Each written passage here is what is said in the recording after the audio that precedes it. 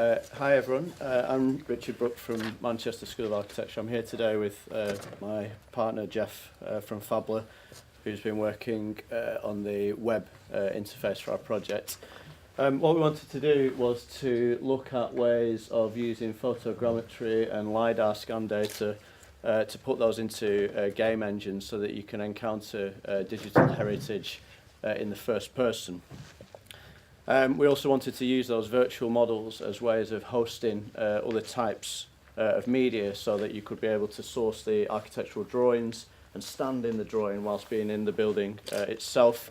We also wanted to look at being able to get photographs of things that happened in that building built into the 3D model, so that there was a kind of nexus between the planning sector and the cultural sectors, and effectively you'd be able to curate exhibitions about the building inside the virtual model of the building itself. We encountered some technical difficulties, particularly in relation to LiDAR and the being able to get full LiDAR data in very, very complex spaces, and also in the size of that data and its translation down into VR environments. So we did manage to produce a VR model, which we've got some headsets that you can try today. But in so doing, we realised that there's a massive technical gap at the moment in the processing of large meshes made by laser scan and photogrammetry, and then the ways in which you can downsample those. So we were able to produce a model that used aspects of photogrammetry combined with very basic three-dimensional models to input digital content into those, and also to use 360-degree static photography combined with LiDAR data. The image you can see here is the LiDAR scan of the space, and where things appear to be grey is where the laser scan was unable to pick up the information. That said, I think as an architect I really like the visual quality of these sorts of spaces, so we're going to continue to try and work to find ways of making this operable.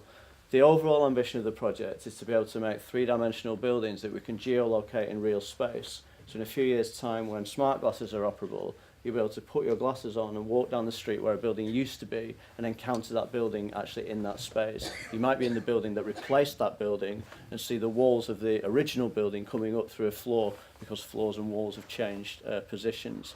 So in order to do that, we probably need to partner with somebody like Ordnance Survey, who I'm speaking to at the moment.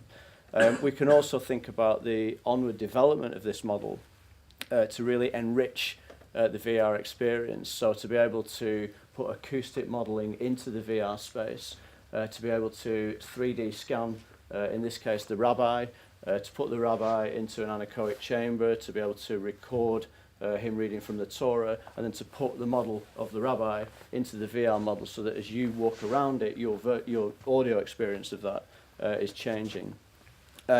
It's probably 2 work packages to be able to do that, and we're looking maybe to Innovate UK and their open call next February to be able to push this forward.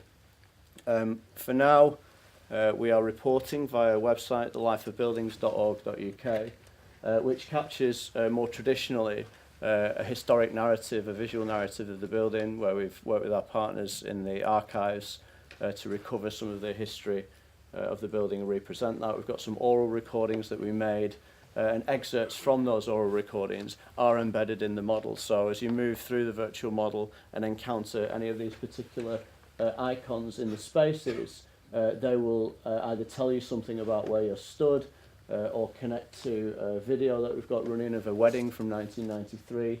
But probably the best thing that we've done is overlaying this photograph of Joe Levy's bat mitzvah from June 1957, which is a combination of 360-degree photography and then a 3D space that sits within to enable the positioning of that photograph.